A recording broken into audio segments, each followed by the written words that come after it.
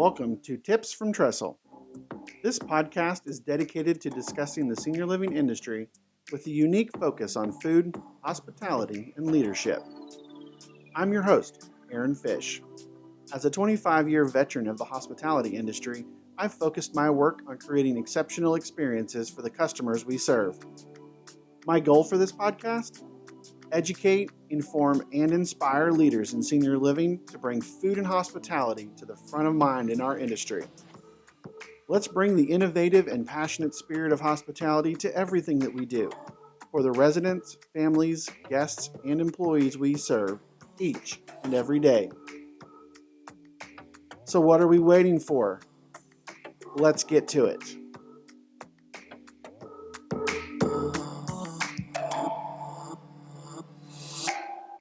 David Thornton is a chef and 24-year industry veteran. He started in the hospitality industry in a small brewing company in Alaska. From that experience, it fueled his passion for the culinary arts, and by age 16, he knew he was going to be a chef. He attended the culinary school at Scottsdale Culinary Institute, Le Cordon Bleu, and is a pro chef mentor through the Culinary Institute of America and instructs any chance he can at Christian Culinary Academy in Cannon Beach, Oregon. Like many hospitality workers, he has struggled with mental health. Because of this, he has become a U.S. ambassador for the Burnt Chef Project. His main goal with this role is to ensure that there is always a safe space to work through the mental health struggles we face in our industry. David, thanks for joining me today on Tips from Trestle. Thanks for having me. So, David, I'm always intrigued by how people get into our space, and you work in senior living like I do, and how we got into that. And so kind of tell us your story. Like, what drove you to become a chef? Give us the backstory of that brewing company in Alaska. Yeah, so I started out in Alaska, like you said. The company I worked at, I started at 14 years old, and I was a brewmaster, janitor, prep cook, dishwasher. I was the first they hired, so kind of did it all. And it was since the first employee they hired, and we were opening a new restaurant concept. I got to work closely with the kitchen manager there at the time, and watch how he kind of produced recipes and produced the menu. And I got to sit down with the owners and taste the food and look at the food as we were building a menu. So my first time in restaurants was really that exciting part of opening a new restaurant, because I got to be part of it all. So I think that's really what got me excited about food. When I was younger, my mom had us all. I'm one of three boys. My mom had us all learning how to bake and cook and can. Living in Alaska, smoking salmon, things like that, and we always put things in the fair. So I did pies, and I got grand champion for my pies in the fair when I was 10, 11 years old, and peach jam, nectarine jam, those kinds of things. So just always was in the kitchen.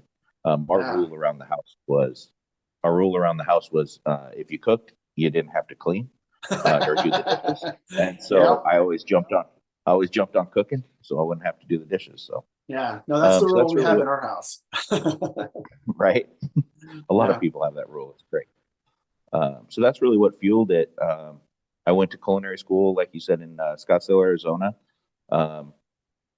Just kind of wanted to get out of Alaska for a bit and see something different. It was a little extreme, and then decided to stop in Washington State. So kind of nice, moderate temperature for me. So that's kind of where I got my start. And so, obviously, you were in restaurants and hotels, but you've transitioned into senior living. And I've had a conversation with a number of people who've gotten into, regional and corporate level roles in senior living food service. So how did that transition come about for you? So at the time I was working actually on the North Slope in Alaska. So it's 390 miles north of the Arctic Circle. And I was working 4 weeks on, 2 weeks off and we had 3 kids at home. My wife was home with 3 kids. So as you can imagine, being gone for 4 weeks and home for 2 weeks was not exactly conducive. And so I started looking at other things I could do with my skill set as a chef, and started looking into senior living and also healthcare.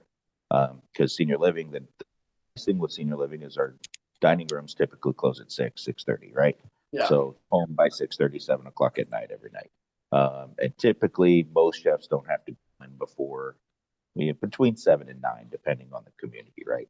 So it Yeah. makes a little bit healthier work-life balance, as they like to say. Yeah. Um, the pay is good in senior living and in healthcare.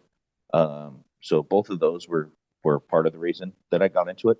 So I think really when I started looking at healthcare, it was kind of through a little bit of a selfish lens, if you will, that, I was looking for time with my family and to be able to, make money and support them. Yeah. Um, what I didn't know getting into senior living was these people live in our communities. You see them every single day. You don't get that at a restaurant or at a Right. hotel. You get some regulars, sure, but to get to know Mrs. Smith, who prefers, salmon over cod, these kinds of things is amazing. The stories that they have when you get to know their life history and what brought them where they came from. I just shared a little bit of my life where I've moved through 3, 4 states. But a lot of our residents, they moved from the East Coast to the West Coast, well, at 17, 18 years old on a Oh man. train. So that's it. I think the big thing is it became personal, you know. And Yeah. so I think for me, the one thing that I'd like to see changing is the stigma within hospital or within senior living, that a lot of chefs, a lot of cooks, they look at it and think, oh, you're just doing instant mashed potatoes, you're pulling things out of the freezer, so on. And that is Yeah. so not the case in 90% of our senior living spaces nowadays. Yeah. Um, No, the res- absolutely. yeah, the It's residents we have want food, good food.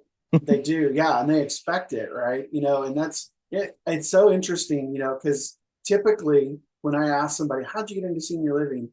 I either hear a story like mine, which is, oh, I just stumbled into it thinking it was a transitional job until I could get my next real gig in hospitality, or someone like you who's like, I was looking for something for work-life balance where I could continue to be the chef that creates, or the hospitality professional that gives, and your statement about getting away from that transactional hospitality and really building kind of purpose behind what you do is really what I think causes people to stay. And so I'm not surprised to hear your backstory at all. Um, and so, obviously, I wanted you on the podcast to talk to us about the Burnt Chef Project. That's something that you're very involved with, very passionate about. We have a mutual connection with Jim Taylor, and he recommended I talk to you because of the work you do for the Burnt Chef Project. And so, for the listeners that aren't familiar with it, can you kind of give us an overview of what it is and what it does for the profession? Yeah, so the Burnt Chef Project was founded in May of 2019, um, with the sole purpose of burning away the stigma of mental health in the hospitality industry. Um, it was founded in 2019, and what nobody knew when it was founded, and it was founded in the UK. What nobody knew was 2020 was going to be happening. Yeah. Our founder, he saw the need in the industry, the brokenness behind the smiles that we all have. It's so easy in hospitality. We just give, right? We serve food, we serve people, and a lot of times it's quick, it's fast, it's hot, it's exciting. There's a lot of adrenaline, but when we get off shift, a lot of times there's just not a place. How do we come down from that high of service? And since we've been giving all day, how do we how do we fill ourselves back up? And Right. unfortunately, a lot of times that's through drugs, alcohol, all sorts of other, things that aren't necessarily good for us. And that can spiral into a real problem for your mental health. And so that's kind of what we started seeing, and why it was founded in the UK. I started with the project about 8 months ago as the first ambassador to the US. We have 4 ambassadors or 5 ambassadors in Canada, but I was the first ambassador here in the US. And since I came on board, we have 5 now in the US and growing, which is great. And I Wow. heard about it just, I was on a, uh, I was on a webinar for mental health, and people started posting in the chat section of that webinar all of these groups that focus on mental health within our industry. And it wasn't something that I had really searched out. I wrote all of those organizations down and started kind of researching all of them. And for me, the Burnt Chef Project spoke to me because they were the most kind of non-niche group. A lot of those organizations, they have a niche, whether it's alcohol focus or drug focus or just bringing people together to talk, these kinds of things. Whereas the Burnt Chef Project, we have training on mental health. So for your managers, we have free training that your managers can go through so they can open up that conversation on mental health. We have a lot of free resources. We also have our shop and those kinds of things. So it just spoke to me because it was a little more broad. And it also gives me as an ambassador the ability to dive in. So if someone comes to me with a mental health crisis or what have you, I can show other organizations as well. That's not something that, it's not the Burnt Chef Project or nothing. We're open to all of it. We just want to help people. Yeah, and it was interesting to me because I was looking over the Burnt Chef Project website. The resources there were not what I expected. Right, I kind of, especially given how new we're talking, 3 years in from founding, but there's so much on there that people can tap into, and I'm curious as to how that is put together. Like, can you give us more detail on the specifics of what those resources can do for people and how people can tap into that? Yeah, so if you go on our website, burntchefproject.com, we have our resources page that has a bunch of podcasts. We have lots of podcast conversations. And so far, I've gone through probably half of them because I have a long commute and enjoy listening. And all of them are very good. A lot of them are very specific to a different area of mental health or what have you. So there's definitely a lot of resources there. And then we have the Burnt Chef Academy app, which unfortunately is not in the App Store. You have to download it from our website to get the link from our website. But within the Burnt Chef Academy app, there is all of the podcasts are in there as well as a lot of news articles, but also all of the training that I was talking about. And so those trainings are anywhere from 25 to 45 minutes. They're video-based training, and they cover a wide range. There's suicide prevention, how to spot the warning signs of suicide, how to speak to workers about mental health, how to open up that conversation without making it seem like something's wrong with the person. And I think that's a big one is understanding those words and those things that you shouldn't say. One thing that I like that our founder, Chris Hall, always says is he said, mental health is a crisis and people need help with it. But we got to get away from the stigma that there's something wrong with me if I'm struggling with my mental health. I mean, you don't think that there's something wrong with you when you get a cold, that the immune system might be down, right? Or the flu or anything else, right? So why do we have this stigma about it that it's something wrong with me per se, right? Yeah. And so through those trainings, there's trainings on how to, basically open up and help people and start that conversation. By no means is it training you to be a doctor or anything like that. But I think for me, the big thing is getting people to open up and talk about it. And they're not always going to go to a psychiatrist or something first. It's going to start with someone other than that. And so being able to have the training to open up those conversations is really what it's about. Yeah, no, and I think you're so on point when you talk about people being unwilling to go. I know personally, right? Like I went through a phase a few years ago where the stigma for me was real, right? Like, well, I have to fix my problem. This is on me to do it. I got to figure out how to do this.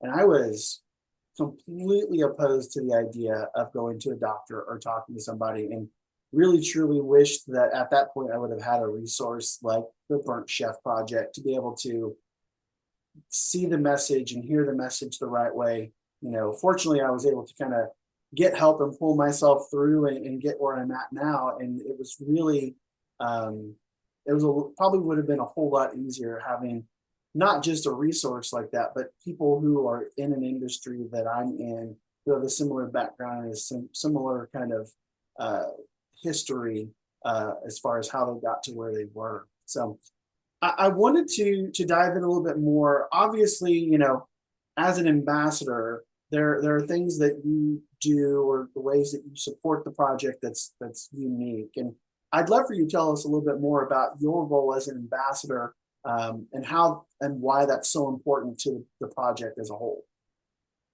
Yeah, so I was recently actually promoted to chief ambassador for the U.S., so I kind of oversee all of our ambassadors. But really, what we're trying to do with all of our ambassadors is one is get into colleges and culinary schools to open up the conversation and to express what the Burnt Chef Project is, and that we're there to catch people early on in their career, and then also just to um, do things like this where we're just promoting the Burnt Chef Project. Really, right now, our big goal is just to get the project there and get it in front of people. So recently, I was on Chris Hall, myself, and a bunch of my U.S. ambassadors. We were on a kind of a webinar on the chef's table, or table 1807 from ChefWorks on Okay. Facebook. So we went live on Facebook and did a big conversation in regards to mental health and coming close to the holidays. How to keep your mental health in check during the holidays, which is, as we know, in hospitality, is one of the biggest times of the year, right? Yeah, it's Um, huge. and so that's really a big part of what we're pushing. Our ambassadors also are responsible for fundraising. There is a number that we're supposed to raise per year, but it's not really pushed on us per Mm, se. It's really about getting the word out there. The big thing that we're starting right now. So in the UK, they have a text number. I can't remember what the number is off the top of my head, but you text Burnt Chef to this number, um, and it goes to mental health advocates, and you can have a text conversation with a mental health advocate.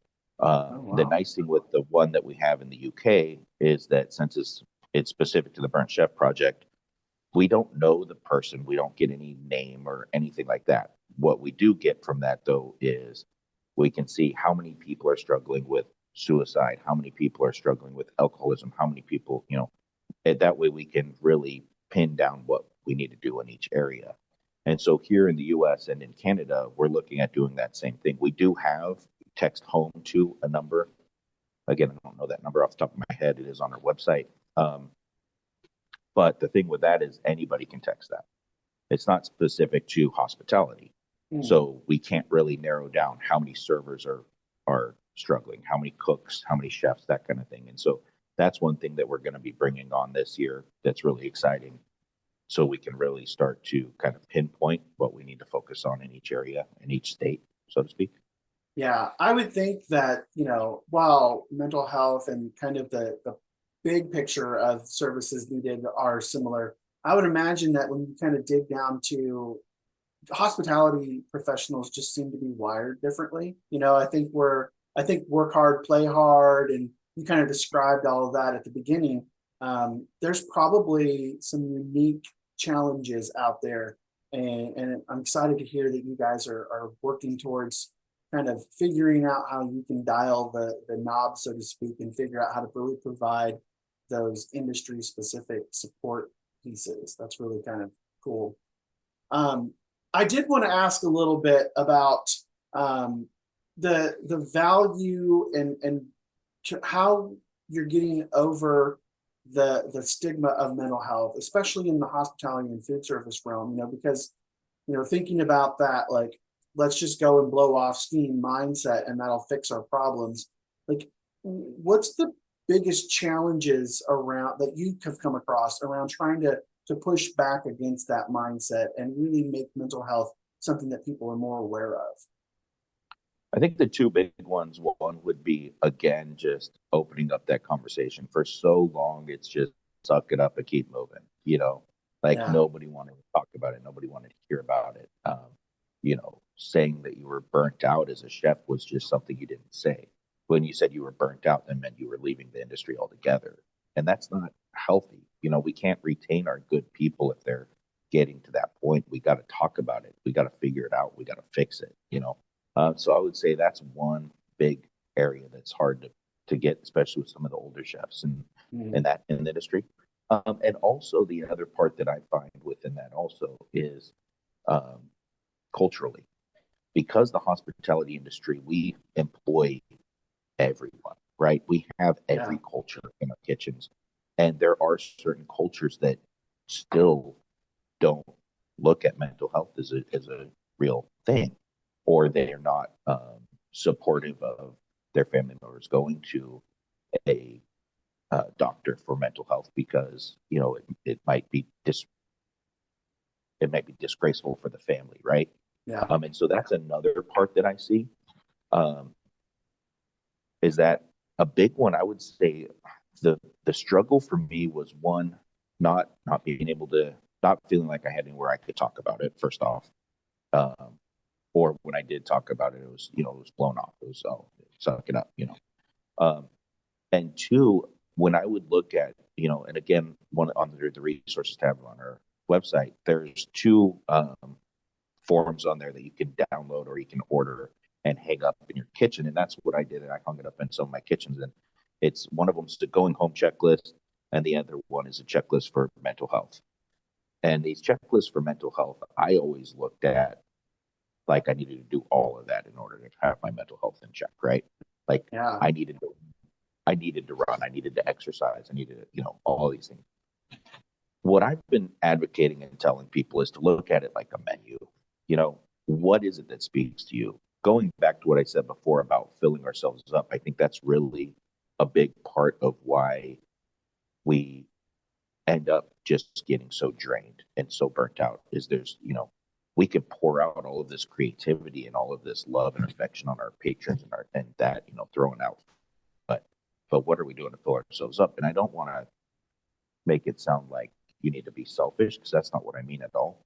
But everybody's wired differently on what's going to fill them back up, what's going to fill their cup. And I know for me, a big part of that is volunteer work. And so, which is why I got involved with the Burnt Chef Project. I also do some men's ministry stuff with my church. I was a scout leader for a while. Those kinds of things are what that works for me, right? For Yeah. some people, it's going out and camping, just sitting around a campfire, walking a beach, whatever that is. It's finding that and making sure that we're not doing something that's a quick fix, but it's going to lead down the road to something negative, right? Like alcohol Yeah. or drugs or that, right? It's a quick fix. You're like, oh, now I feel nothing. Now I'm numb, but that's not ultimately solving the problem. And so that's the big one. It's just getting people to understand that you don't have to run a marathon. You don't have to exercise. What you can do that's not damaging to your body to kind of fill your cup back up. Yeah, I think that's great advice. That's one of the things that I've found is where's my, where's my quiet place? Where's my happy place? What are those things? And, sometimes for me, it's as simple as putting my earbuds in and just mowing the grass, right? And just kind of, you talk about like being numb to things, like, but it's almost like a reset mentally for me. And so I think that's such great advice. And so um, before we wrap up here, David, I wanted to, how do people get involved? How can they support the Burnt Chef Project? What's the best ways to do that? So the best ways would be get on the website and kind of figure out what you want to do. There's, of course, there's financial donations or just purchasing our merchandise from the website. All of that money goes back into all the other things that we do, our podcasts and our trainings and all of these. So those are kind of the financial ways to go about it. But to become an ambassador, it's not too terribly long of a process, and you can fill out the application on our website.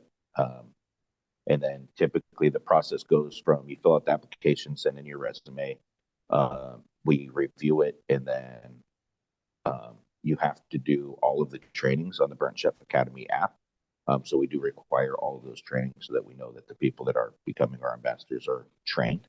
And then for the United States, it comes to me, and I would set up an interview. And then we'd interview, and then I would go back to Chris Hall and some of our other folks in the UK and say, yeah, this person's great for the position, what have you. And we'd move from there. Right now, I have ambassadors in New York, Florida, California, myself in Washington, and I'm in the process of interviewing someone in the South. I believe he's in Maryland. So my goal is to have, obviously I'd love to have at least one person in every state. Some states like Texas, where you're at, are very large, so having multiple would be a bad thing there. So my goal this year originally was just to get all four corners of the U.S. covered. And we have that, and then we're getting more applications, which is great. So I guess I need to set my bar a little higher. No, absolutely. And so, silly question. It's the Burnt Chef Project, but do you actually have to be a culinary trained expert to be a part of the project, or could you just be a hospitality professional? Anybody in the hospitality profession, and we are actually starting to bring on some folks that haven't worked in hospitality but are mental health advocates or doctors, folks, psychiatrists, that kind of thing. And so really it's open to anybody. It's called the Burnt Chef Project, and I get that question a lot. Is it open to all hospital? It is all hospitality. I mean, we are a hospitality focused group. The Burnt Chef just kind of rolled off the tongue. And so I think that's, yeah, it definitely, you get the idea when you hear Burnt Chef. I think anybody who's worked in a kitchen or around a professional kitchen has definitely seen that individual and can relate to it. So, well, David, I appreciate all your time learning all about the Burnt Chef Project. It's such a great, way to support the industry. How can people contact you directly to ask you more about this? So directly, I have a U.S. ambassador's email address. So that's the Burnt Chef Project _USA at yahoo.com. And that goes directly to me. And I keep that just separate from my other emails so I can keep it Burnt Chef Project specific focused. Perfect. Yeah, and we'll put all of the information, the numbers, the website. We'll put all that in the show notes when we post the podcast, so that way everybody can have easy access to all the links. So yeah, and the other one too is if you look at ambassadors on our website, my Instagram is on there, which does have a link to my link tree, which has any way you want to contact me on there, my WhatsApp, Facebook, Instagram, all that. Perfect. We'll include that as well. So David, thanks so much. It was great learning about the Burnt Chef Project. We're gonna be a part of. We want to be a part of that and help support that because it's such a need for our industry. And so we'll continue these conversations into next year. So thanks so much for what you're doing for the industry. Yeah, thank you. Appreciate it. So there you have it, another one in the books. Thanks again, everybody, for listening. You can follow or direct message me on LinkedIn, where I'm always commenting and posting about food, hospitality, and leadership for the senior living industry. Or give me a follow on Twitter at AHFish or Instagram at AaronHFish.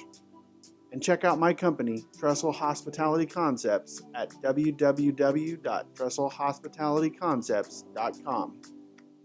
I'm your host, Aaron Fish, and this has been another episode of Tips from Trestle.